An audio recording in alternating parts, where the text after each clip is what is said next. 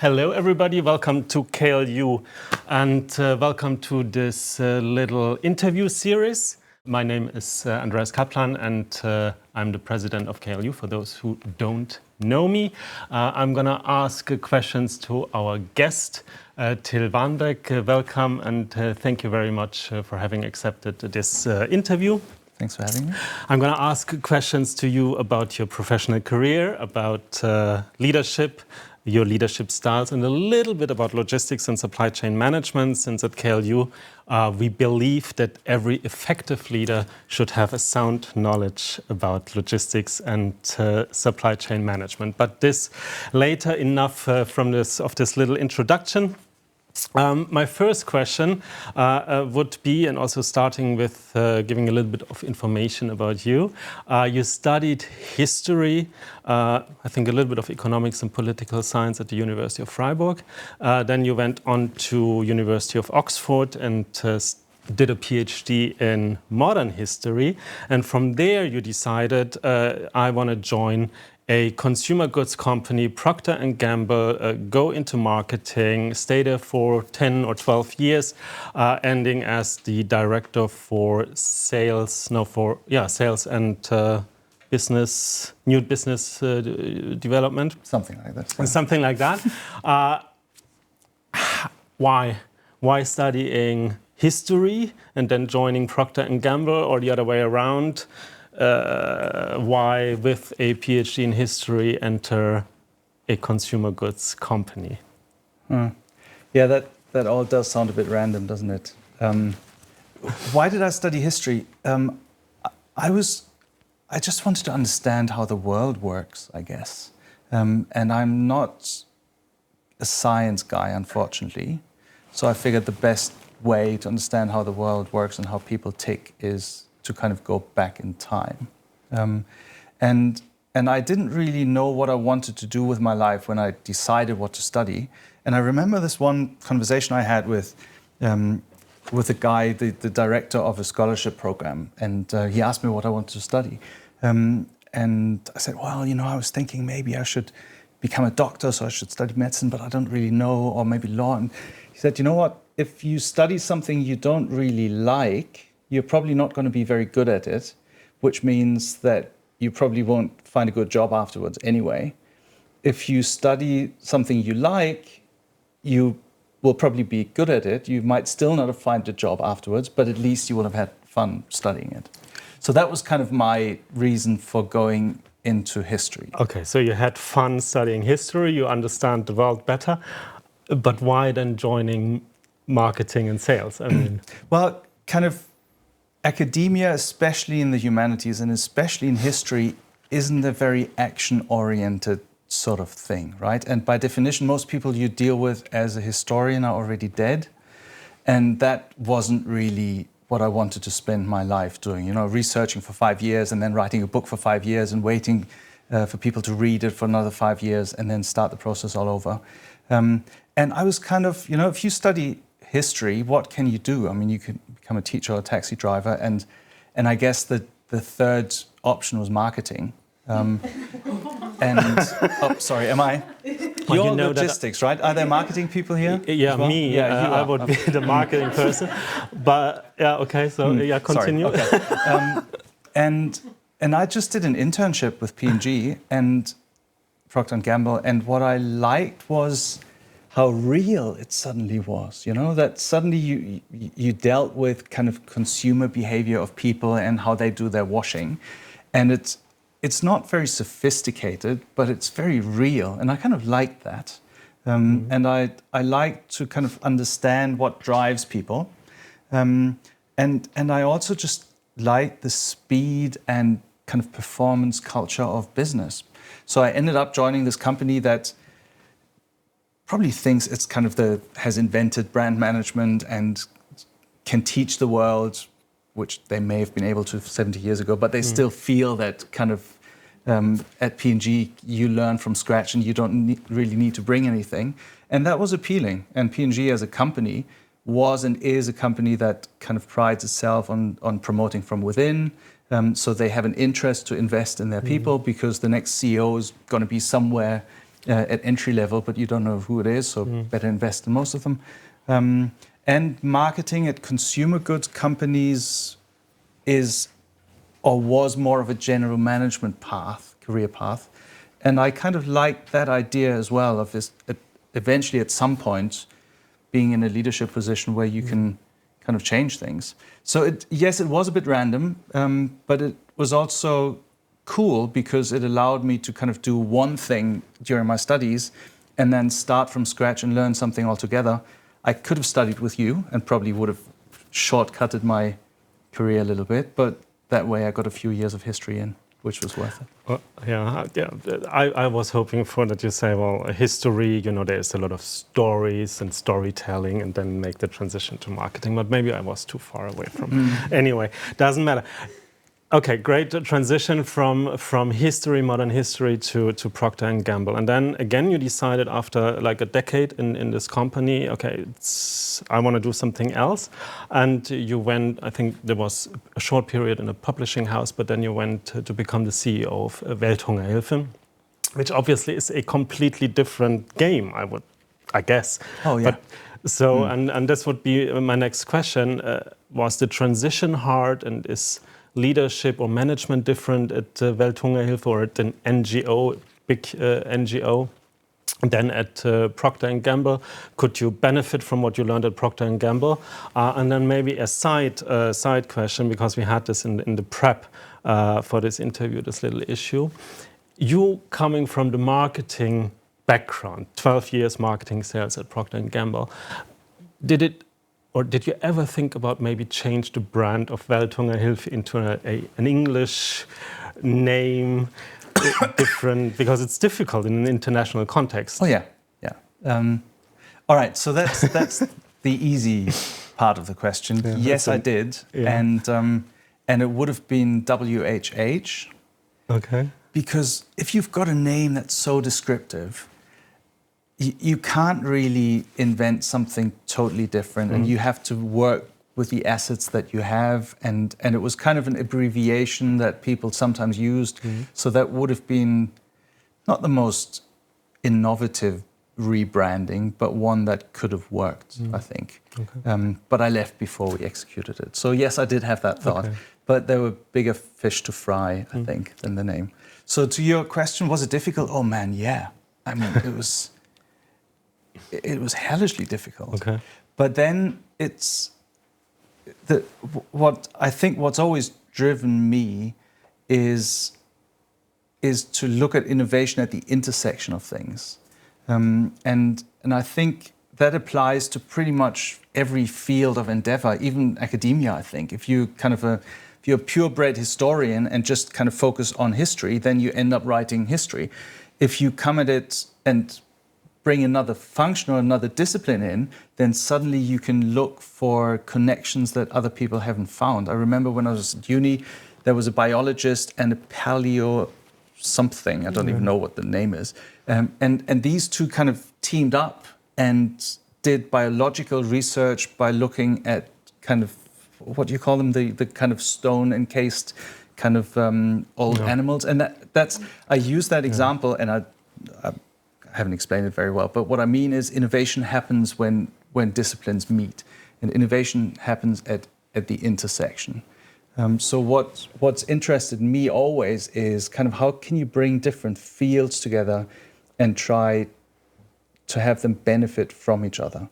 And I kind of tried to do that in my first job, trying to make the business world a little more social. And that was difficult because they looked at me as kind of the naive do-gooder who just wanted to make the world a better place and didn't care much about the bottom line. I wasn't. I was just trying to make kind of business better in the hope that business would benefit from it as well. But you did it in a good way. You survived for 12 years, so... Yeah, I did. But I don't know if I would have survived for very much longer, actually. At some point, you have to streamline yourself and kind of become a corporate guy, and I never really was. But then as I moved over to the social sector, I tried to do the same thing and trying to make the social world a little more business-like. And by business-like, I mean little more accountable, a little more performance-oriented, a little more results-focused. Because one of the things that business has, I think, really cracked is how you measure success and how you steer organizations, how you kind of set a strategy and then execute it. All the stuff that you guys probably learn at uni, right? It's pretty cool stuff. I just think we apply it to the wrong things, which is essentially making rich people richer. So the question was, can we not use these great tools and apply them to what I think are cooler things and more important things, making the world a better place? So I was then in this social sphere trying to bring the instruments from my old world, and both is really difficult because these worlds don't really like each other very much, typically. And trying to kind of still bridge that and try to find common ground or a common language is really tough. And I wouldn't say I've succeeded particularly well in either of those worlds, really. Yeah, well, don't know about that. But so you're saying change was probably difficult to make in both of these companies, but probably especially at die Welthungerhilfe. And I was reading that at some point in an earlier interview, you said, as a leader, you're kind of a referee, and you want to only interfere when the organization itself isn't agreeing on whatever they want to do next. And then in the later interview, you said more of a leader is there in order to make change. And there was nothing of a referee anymore. So it was more like, okay, the leader is responsible for the change. And if the organization doesn't want to change, well, too bad, because the leader has to implement the change. So you changed your mind on that, I guess, or in between these two interviews. So what happened? And was that the Welthungerhilfe because change was so difficult to implement? That's a tough one. And I was, this was a long time ago, I was a lecturer at Freiburg University about kind of vision and leadership. Mm-hmm. And in that context, I did kind of read up on different types of leadership. And what I realized at the time is that my upbringing was very much kind of the American style, transformational, charismatic leader type, right? Mm-hmm. And that was and is something that I still find inspiring. A leader is someone who changes things, because if you don't want to change it, then you're not needed, really. That what's needed is an administrator who just keeps things going, right? And that managerial, the other definition of leadership, the more managerial leader, or more of an administrative kind of leader, is valuable as well, but it doesn't really change the world as much as I think the world needs changing. So I think between those two interviews, I don't know what happened, but I think the way I'm looking at it now is you have to discover for yourself what kind of leadership personality you are and what environments you thrive in.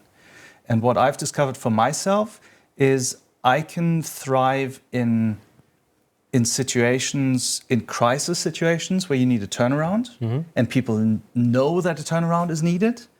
And I can thrive in elements, in startup environments where you want to build something up. And I really suck at the rest, where it's about sustaining success and keeping something going.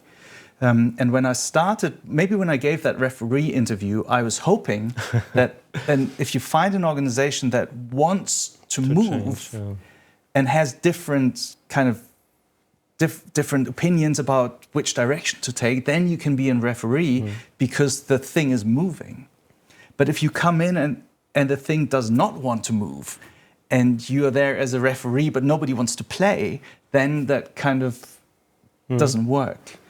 So I think right now, I would say after years of some successes and probably more failures than successes, I've found the kinds of environments where my leadership style or approach are a little more useful, and they tend to be things where you create something new rather than administer something successful and take it to the next generation. But I think that's very personal. Yeah. So I guess this was also the reason why you then decided 2019 to create your own startup, Impacc, kind of social business, and we're going to talk about that in a second. Just to round up with your biography, I want to also say that you are a father of 3 daughters. Your wife was spokesperson of Greenpeace, and your dad, your granddad, and even I think your great-granddad, they all were pastors. My dad wasn't, but okay. His father was, yeah. His father, okay. So how did that influence you as a leader? Also like having at home the spokesperson of Greenpeace and working at Procter Gamble, how that must have been a little bit difficult sometimes.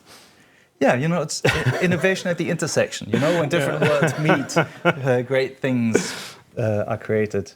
No, but you're right. I think I'll probably start with kind of my family background. The fact that my grandfather and his father's were kind of Protestant pastors has kind of means that I've been brought up in a kind of Christian value system, right?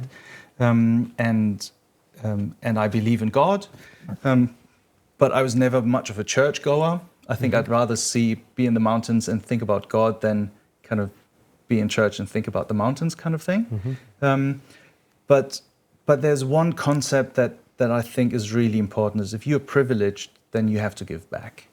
And we are all privileged. Just the fact that we live in Hamburg means that we're more privileged than 99% of the world's population. And if you've had a good education, or if you've had have been given things in life, whatever it is, I think you have to give back. And that is something that, for me, has always been a driving force, this question of how can I use my privilege for people who are less privileged than I am. Now, the question about my wife, she doesn't like me talking about her too much in public, so I'm not going to overstretch the point.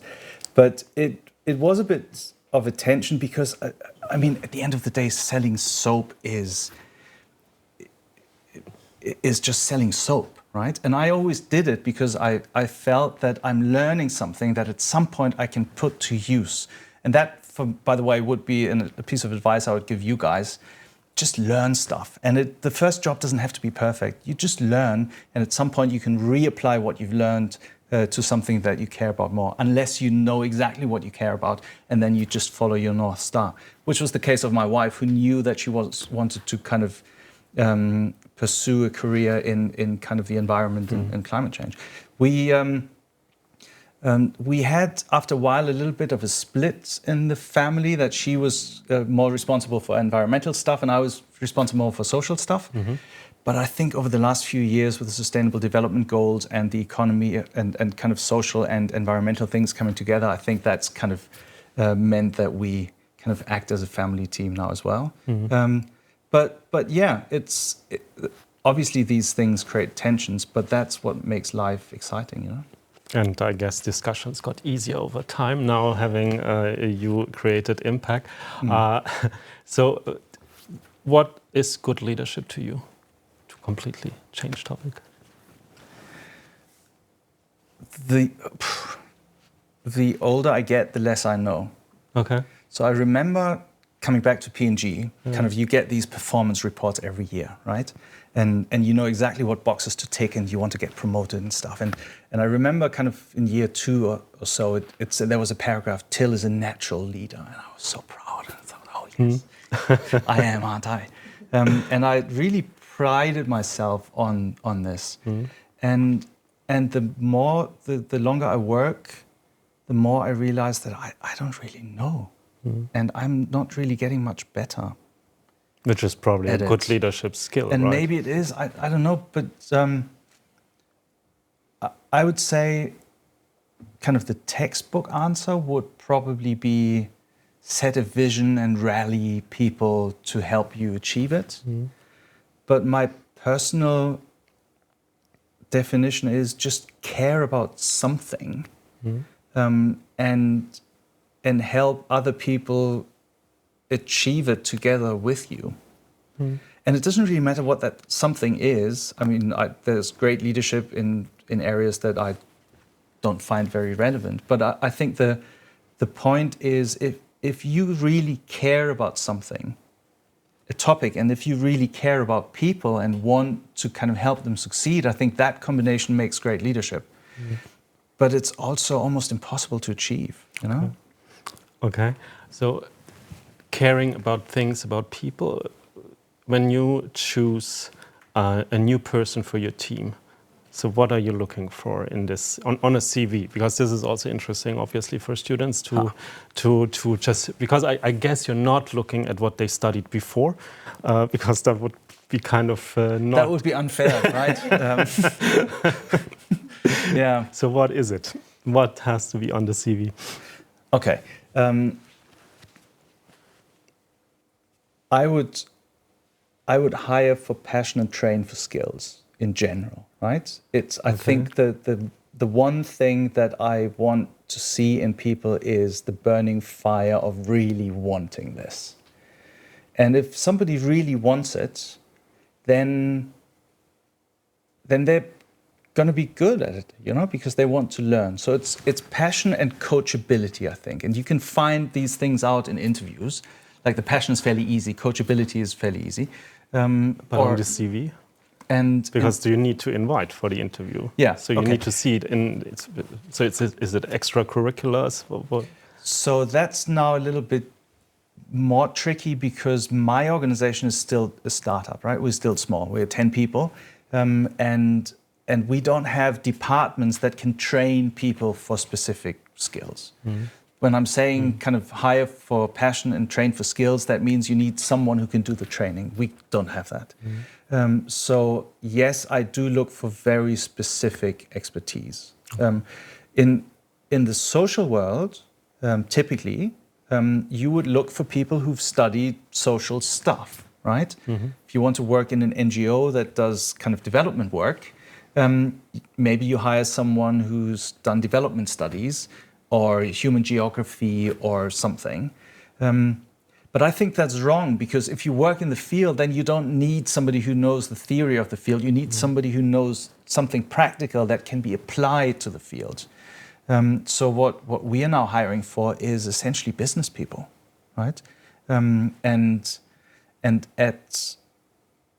look at CVs, and because we can't train from scratch, I look for people who have had stints in companies that are known to be good training grounds, right?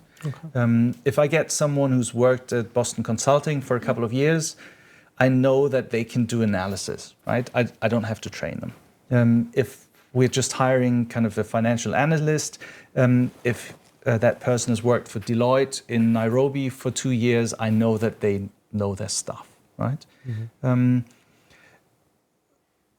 Only kind of concerns or companies doesn't really work either, because if you can thrive in a corporate environment, that probably disqualifies you for being able to work in a startup environment. Maybe not disqualified, but it doesn't necessarily qualify you. So the best hires that I've had have a little bit of a corporate background for the training, and then extracurricular activities that kind of showcase entrepreneurial drive. And that could be kind of creating your own company as a student. It can be kind of being active in a social initiative or what have you. So that's what I'd be looking for. Kind of big names on the CV, honestly, maybe an internship, a couple of years of work, and something that you guys have actually done and created yourselves. Okay, but if you say that coming from a corporate career in a big corporate company more or less disqualifies you to become an entrepreneur, isn't that exactly what you did? Coming from the big, because even Welthungerhilfe is it's big. It's like 2,500 employees. It's a big boat. And then now you're an entrepreneur, right? Yeah. but I'm also not typical because, as you mentioned before, I've done the weirdest zigzag through my life anyway, and I don't think that can necessarily be replicated. And obviously, I mean, if you invite someone on the basis of their CV, but then you have a conversation, and you find out pretty quickly what type of person they are. We just had one colleague who joined us this week. She comes from a consumer goods company. She has a similar background to mine, actually. Funnily enough, wasn't intended. And the way she talked about her experience at that consumer goods company made it very clear that she kind of took the benefit and the learning from it, but she never quite fit in because she always wanted to do her own thing, and she was looking for assignments that were more kind of startup, kind of fringe assignments. So you can have that in a big company.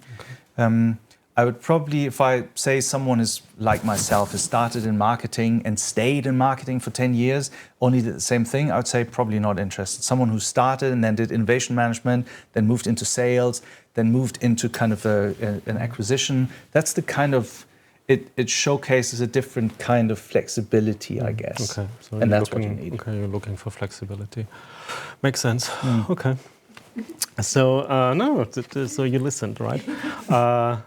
So just one question, or maybe two, on logistics supply chain management. Again, we believe at KLU good understanding of supply chain management is important for effective leadership. So my question would be, when did you get in contact with logistics supply chain in your, maybe now in your work in Africa? I guess it is important. Yeah. So what's your take on logistics supply chain management? Yeah, I was surprised to find out, and it took me a while to find out, and I think most people would be surprised to hear me say that, is half of development work is logistics. Humanitarian aid, so for those who are not development experts, typically development work can be separated into two fields. One is kind of the longer term development cooperation, where you try to kind of improve structures and processes so that kind of communities can help themselves, typically with a project approach. And the other half is humanitarian aid. If there's a crisis somewhere, you have to kind of fly in support people, water, shelter, what have you. And that's about half of development work, and it's only logistics. That's the only thing it is, right? Not the only, almost the only thing. I think the other half is marketing, maybe. Well, at KLU, I can say it's the only thing. And there are organizations that are well-known kind of development organizations, like the World Food Program, part of the UN, which are logistics organizations. And they don't talk about themselves as logistics organizations, but they are. And interestingly, I find that logistics is a little bit of a shy and not very self-confident disciple or kind of person on that kind of business chessboard. And I think it can be more, because at the end of the day, I mean, what's business? You produce something and you sell it for a higher price, and you keep the money together. That's essentially what business is, right? But how you get the stuff that you produce to the person, that is, I think, where a lot of competitive advantage actually lies. And even a company like Procter Gamble, which prides itself on being a marketing company, is probably to a large extent a logistics company, because that's where the margins are. So I'm not sure that every good leader needs to kind of have kind of a sound understanding of logistics. I think you can be a great leader and not know anything about many of the business functions, but any good manager needs to have a good understanding of it, because that's, I think, where the efficiencies are and the money is. Yeah, I totally agree. Me coming from the marketing field, I mean, we are very self-confident. Marketing is very self-confident, and when I joined KLU, I noticed that too. That logistics, supply chain management is really everything but confident and visible. It's invisible. Okay. So I thought also when I read about you and what you did, and I thought maybe also connected to logistics, a little bit different, but I thought well, I was intrigued because in some interview you said, don't collect cloth apparel for Africa, they have enough. And in my youth, it was always about let's collect, and maybe obviously this is 3 decades ago, so it might have changed, but then I looked up into the internet and there is tons of companies and of corporate of structures collecting clothes for Africa. So I was wondering about, or that you restate that, because I really thought that's an important message. But then again, to also see it positively, you also said that on the other hand side, Africa is a playground and a testing ground for global circular economy. And also that I thought was very interesting. And if you could explain that, what you meant. Okay. So why are there so many kind of used clothing collection points and so many initiatives? Because it's a great business. But it's a great business for us. It's a horrible business for those who receive it.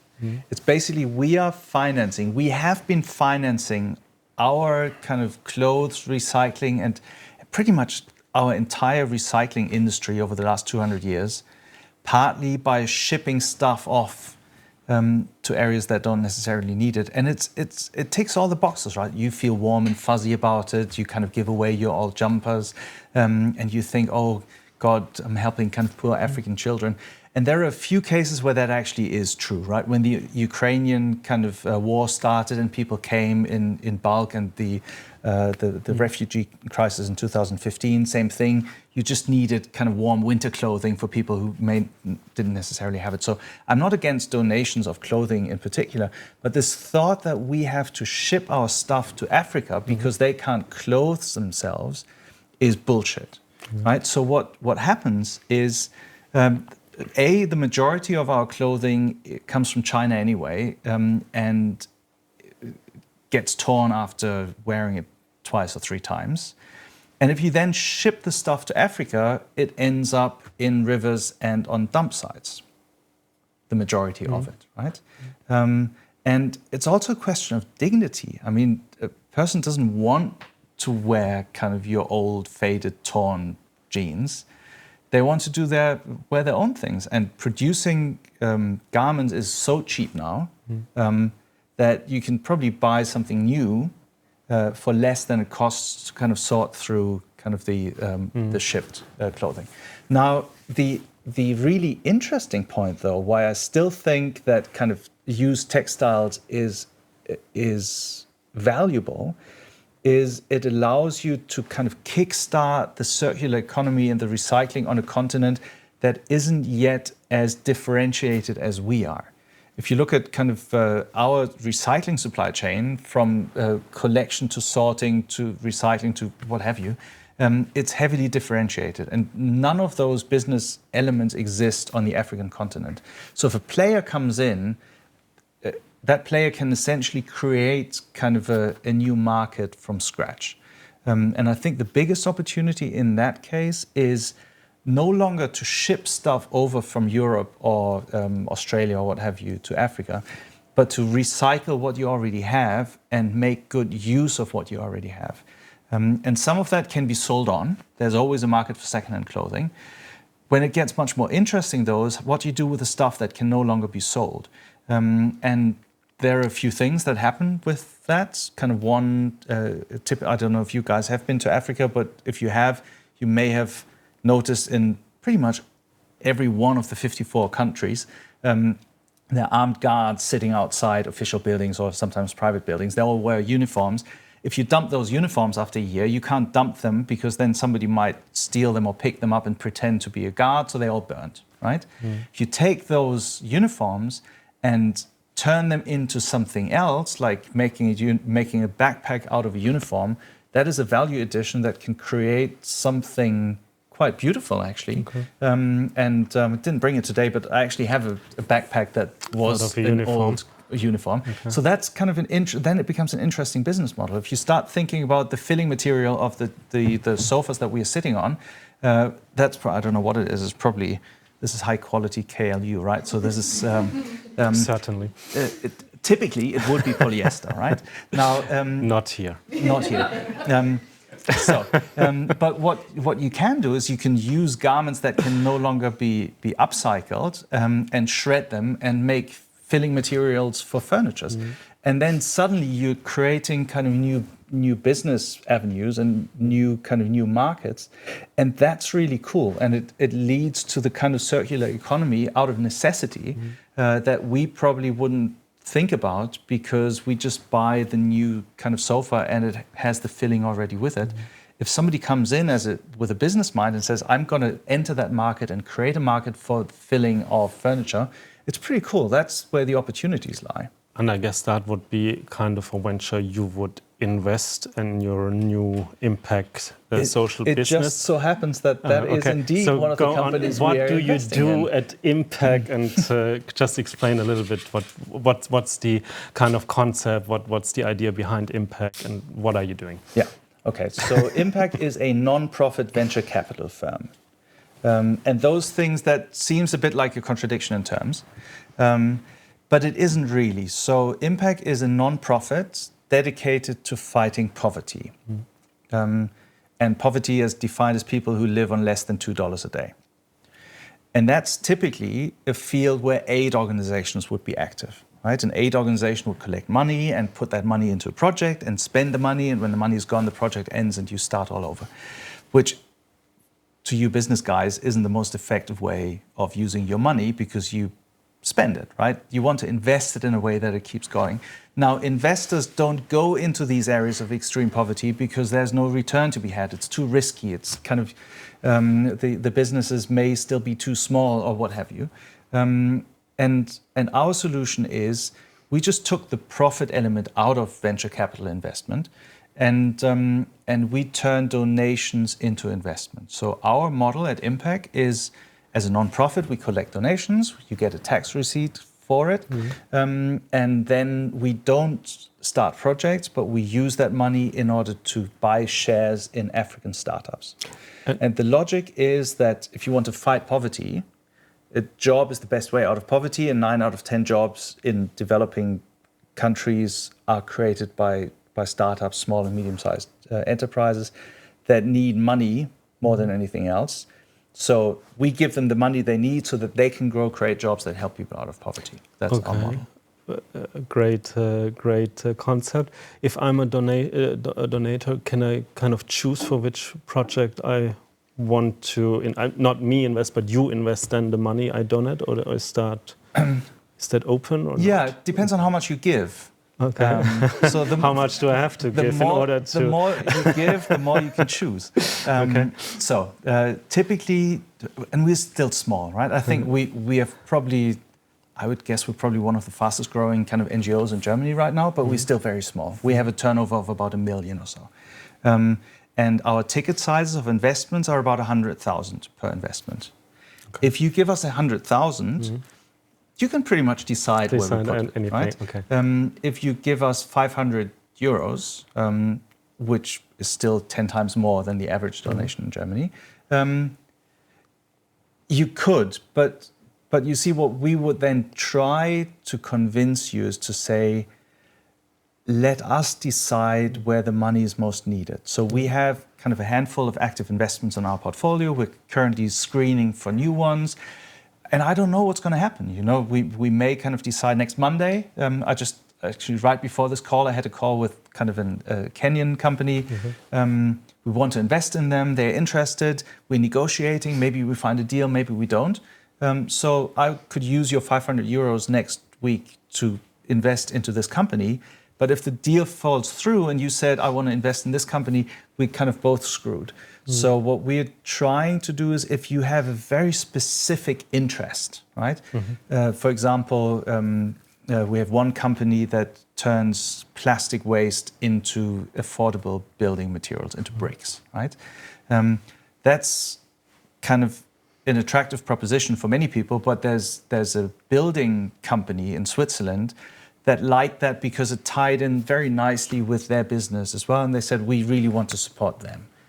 So we've told them that's fine, you give us the money, and we channel it to them, and it was earmarked. Okay. Typically what we would do is, if you're a big donor, you would get access to our platform, and on that platform you can choose kind of what your portfolio of companies, and maybe say you're more interested in female empowerment, so we pick companies that are female-led, or you're interested in health, so we would pick health companies, and then you would see what your donation has done, not specifically how many euros went into company A, B, or C, but for your 500 euros, how many jobs were these companies being able to create, and how many health outcomes and outputs.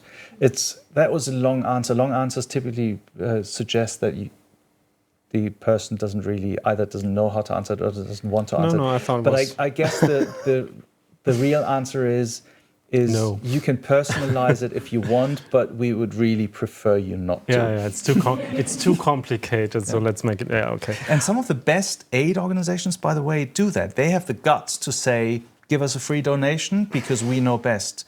Doctors Without Borders, no project-specific donations accepted, just free donations, because they say you may give for a tsunami today, but we may need the money for a drought tomorrow, so just trust us. Okay.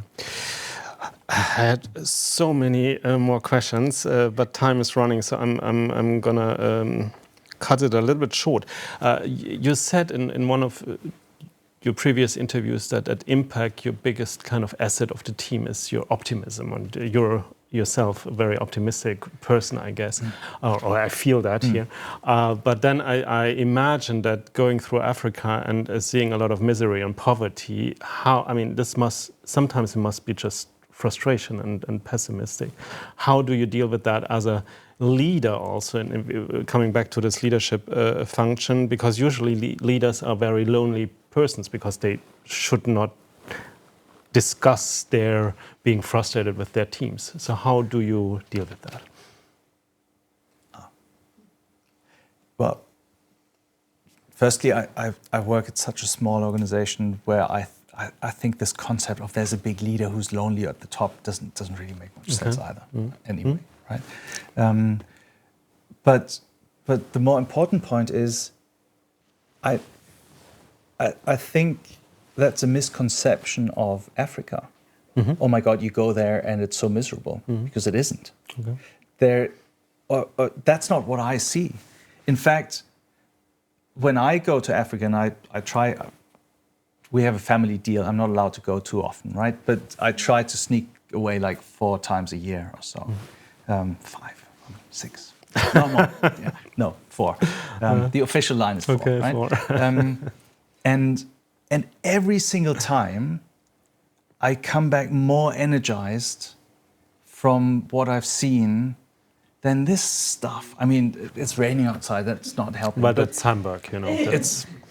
But you know, talk about kind of pessimism and dreary kind of bleak outlooks. I mean, welcome to Germany. This is tough. Okay, here, but then right? how do you deal with your frustration in Germany? I just rephrase my question. Well, I just try to go to Africa as much as I can. But you know, I think that there's a serious point to this. I think it's also obviously true that there is suffering in the world, right? And people die, and people. The world is not just, and you can't close your eyes and say everything is fine. And, oh my God, it's so great when I'm there, right? But if you choose a field like humanitarian aid, then you're confronted with a lot of very basic suffering. If you choose a field like business support, then you meet people who are even more optimistic than I am, because they believe against all odds that they can actually create something. And I think that is really healthy.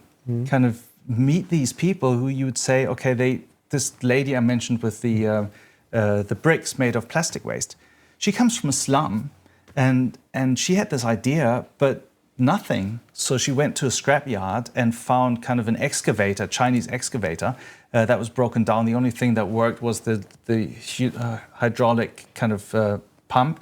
Took that away and built a hydraulic press out of it to create her bricks. I mean, that's kind of entrepreneurial drive and inventiveness.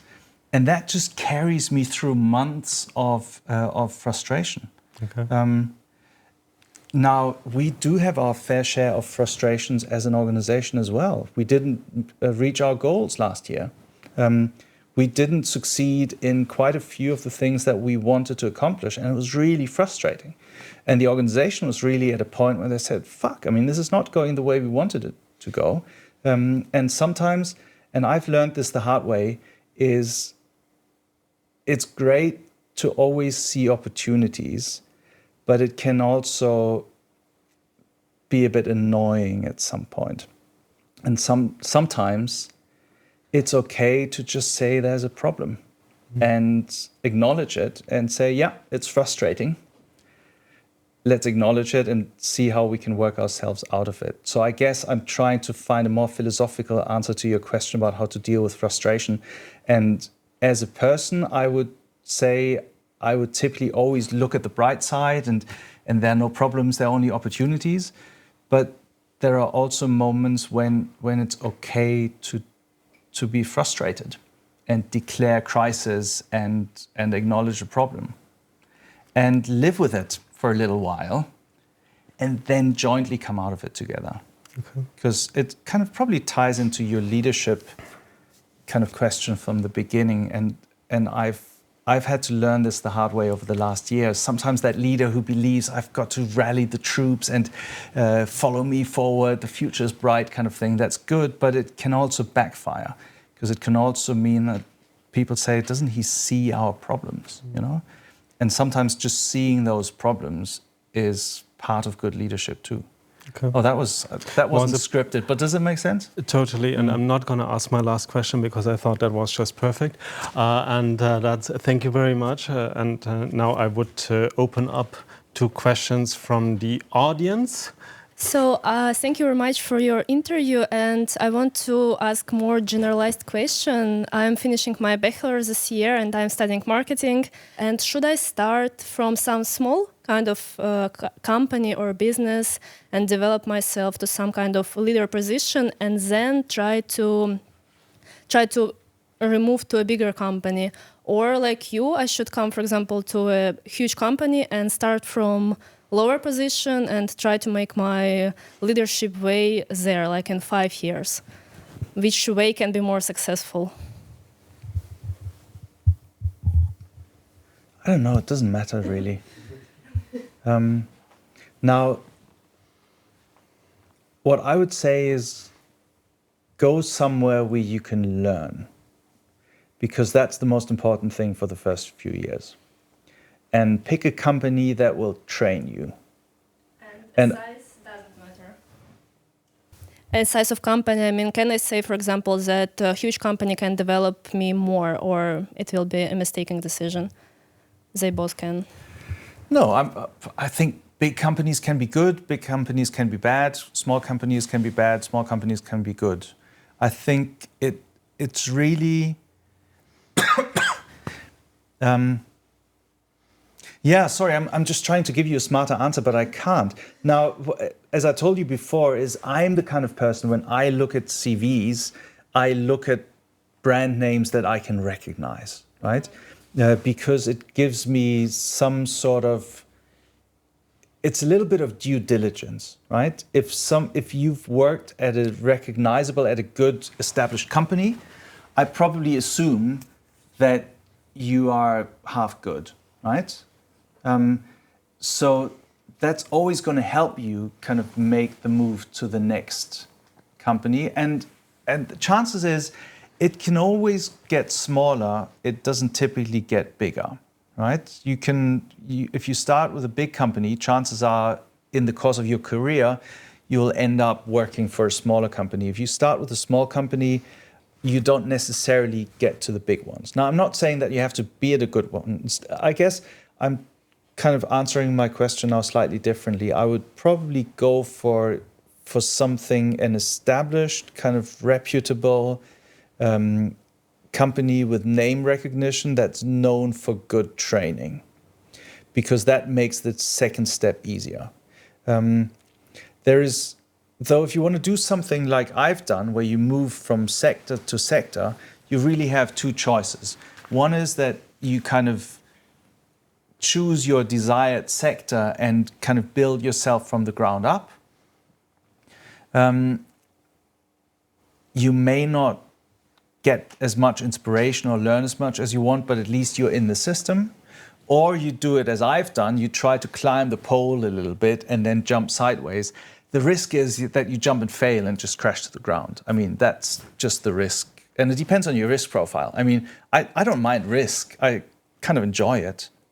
So I've always said, let's jump and see what happens. But not everybody is like that. It very much depends on you. If we truly export so much clothing to Africa, so it just lays in the trash bins, isn't it a huge economic advantage for them to have all of this free material for recycle? Why don't they do that? To have the free material for recycling? Yes.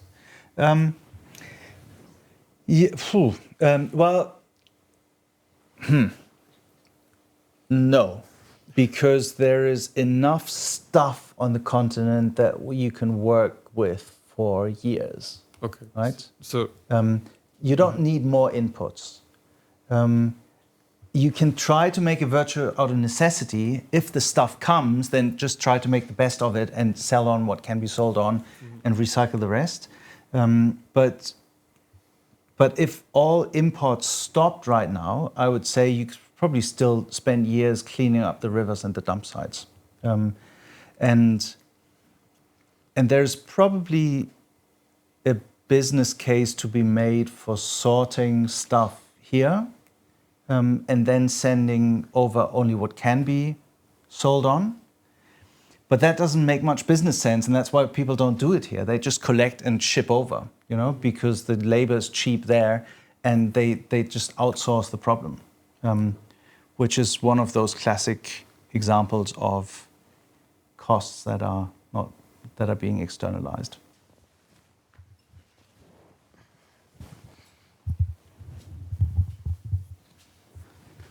Thank you very much. And I just had this question about how Impacc decides on where to invest and what companies are interesting. Is it about the vision, or is it about profitability, or what are the factors that matter the most for Impacc, and how important are these factors, such as profitability, for example? Good question.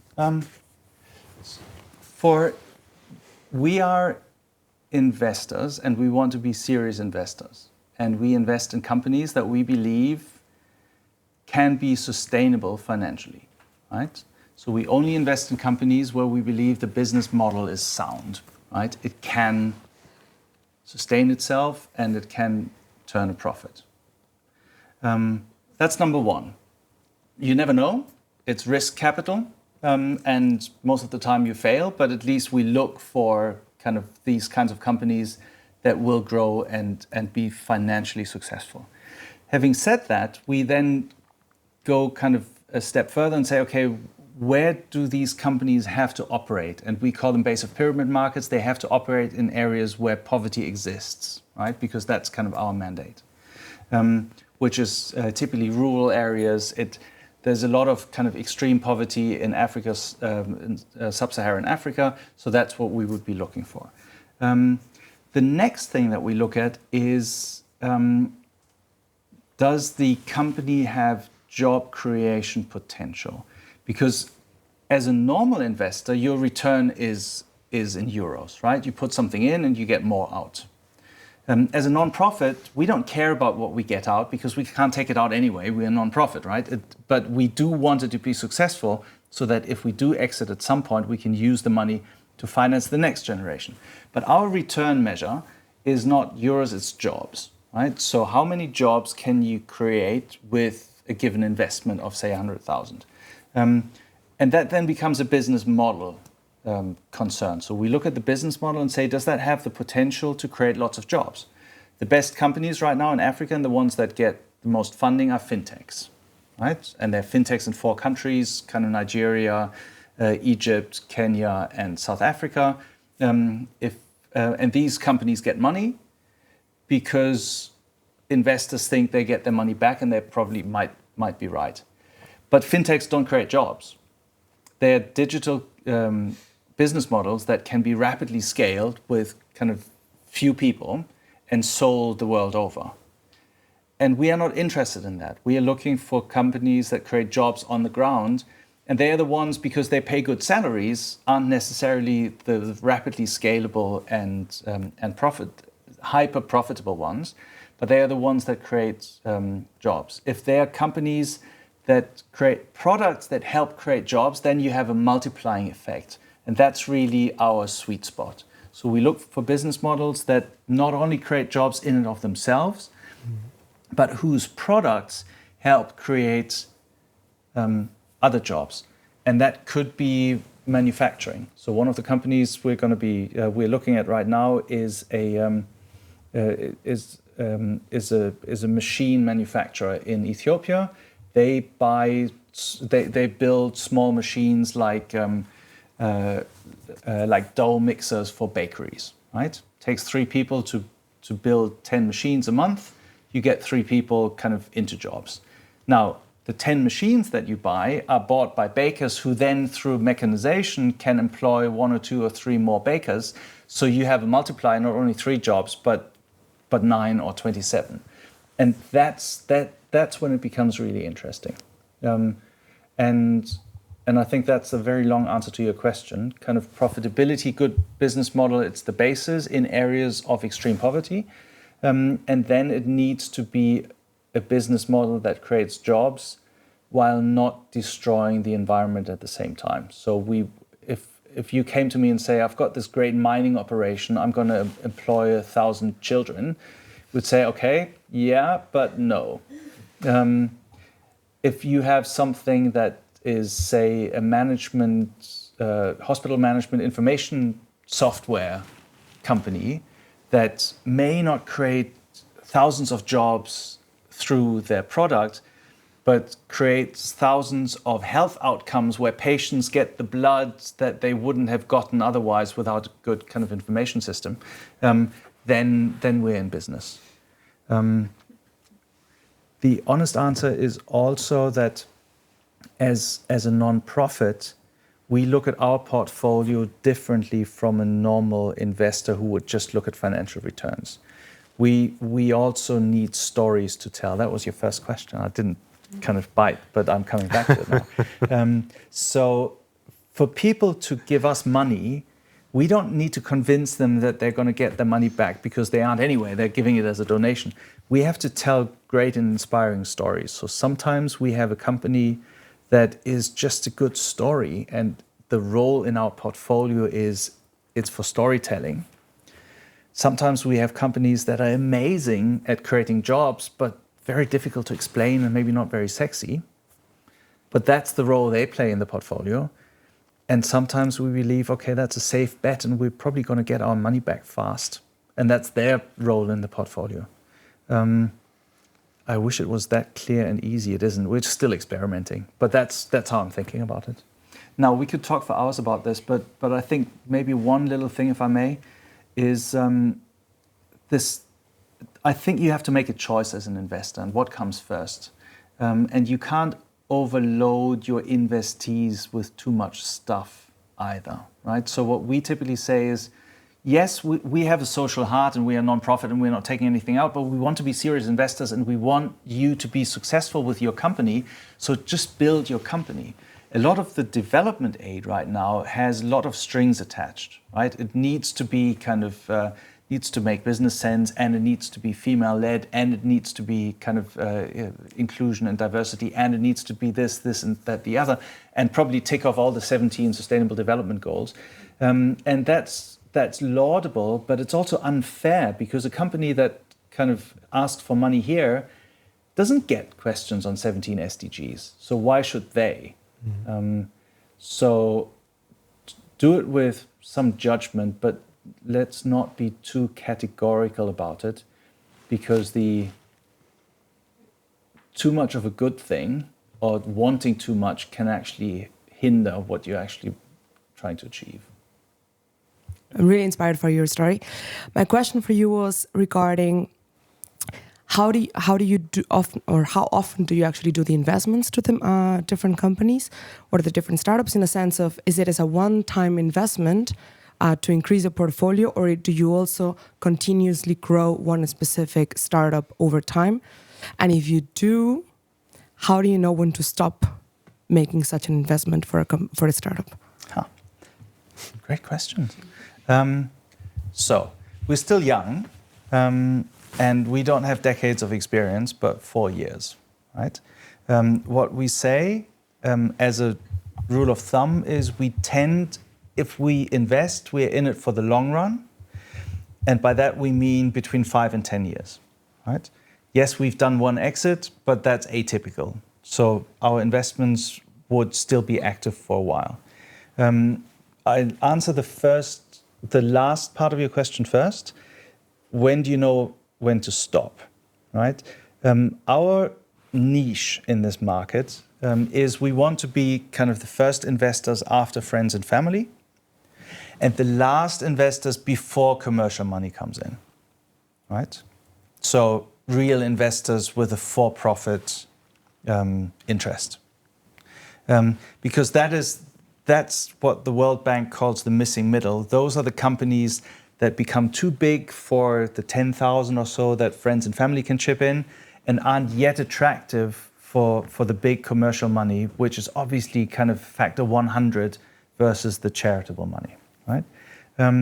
Success for us is if we help a company grow so that it can attract commercial funding on its own.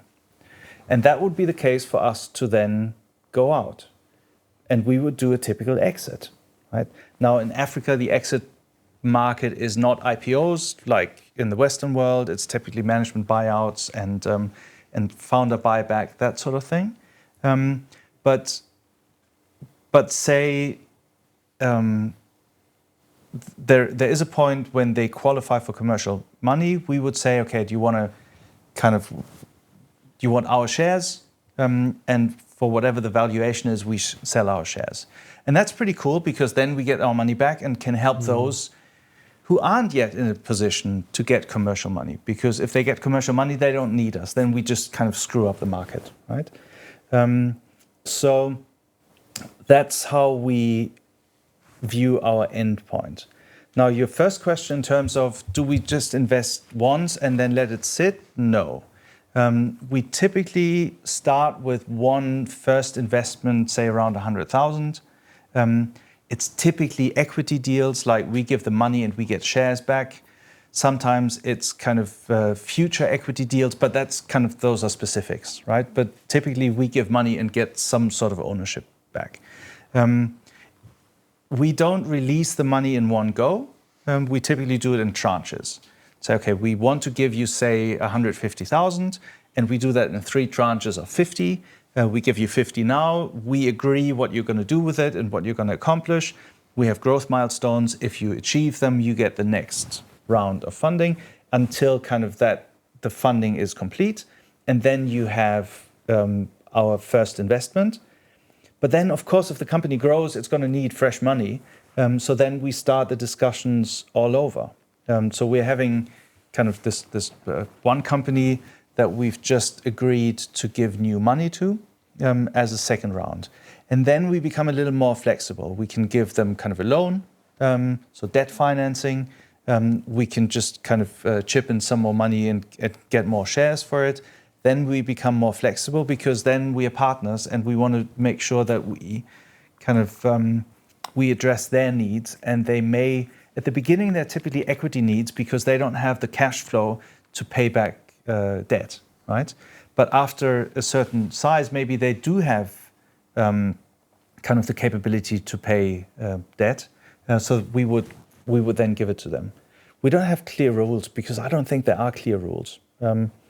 If the company grows and needs more money, and if we still like them, and if they still like us, and if I do a good job at fundraising, or we do a good job at fundraising here, we give them the money. You know, just be flexible. I think this whole thing is just so unpredictable anyway. The more you don't want to straitjacket yourself into too many rules either. But basically, I think as a general answer, kind of stay in 5 years, invest multiple times, then exit and sell your shares to someone who has more of a commercial interest. And we use the money and start the next generation. It's beautiful. It's really cool. And by the way, new. That model of turning donations into investments didn't exist in Germany before. So German kind of charitable law is a bit tricky. We could do another talk about this for hours. But that's a pretty cool USP, right? We are the only non-profit organization in Germany that is allowed to turn donations into investments. Yeah, pretty cool. Yeah. Okay, one last question. Hi, I guess I can stand up, yeah. I want to know, as an investor, do you normally just invest like money, or if you see a great product but the company doesn't know how to run the business, so to say, or create more jobs, do you offer assistance in providing certain knowledge on how the business aspect can go for those companies? Yes. So I don't know if you know that kind of venture capital field. There is kind of one big chunk of companies that give the money and maybe some kind of mentoring advice and a seat on the board and stuff. And there's another group of companies that are called operational VCs. And they do the former, kind of money and a seat on the board, but they also provide functional expertise. And that's what we do, right? So we are an operational VC. And the idea is that kind of companies need money first and foremost. They don't need the 27th accelerator program to tell them about how to fill out a business canvas, right? They've done all this. What they need is money to build their own businesses, and then expertise in certain areas where they aren't strong enough yet. It's almost always finance, just getting the books in order, cleaning up your bookkeeping and everything. It's very often kind of marketing and sales. It's sometimes logistics. We talked about this before, so I'm hoping that maybe out of this comes a little cooperation that we can maybe do 1 or 2 logistics projects together for some of the companies who need this. And on that one, we're flexible. Some of it we have in-house. Our team in Africa of venture builders kind of provides these kind of bespoke solutions, almost like a secondment or kind of embedded expertise in the company. Sometimes we source it through consultants. We have a large kind of pro bono network of companies that help us for free. But such a long answer again. I could have said yes. Yeah, yes, we do that. Yeah. And I think you need it. You need both. Without the money, it just becomes kind of smart-ass comments. The money only doesn't help because no founder can do everything. And if you're small and you don't have the money, and it's really difficult as it is, I mean, and who can cover all aspects of marketing and sales and logistics and production and what have you? Just focus on what you do best and get some help for the rest, and that's what we try to do. I don't want to make it sound like we already do this fantastically. It's what we're aspiring to do, right? Full disclaimer, still young, still learning. I think that was a perfect end. Thank you very much, Till Wahnbaeck. We learned a lot. I learned a lot. Thank you for sharing your insights.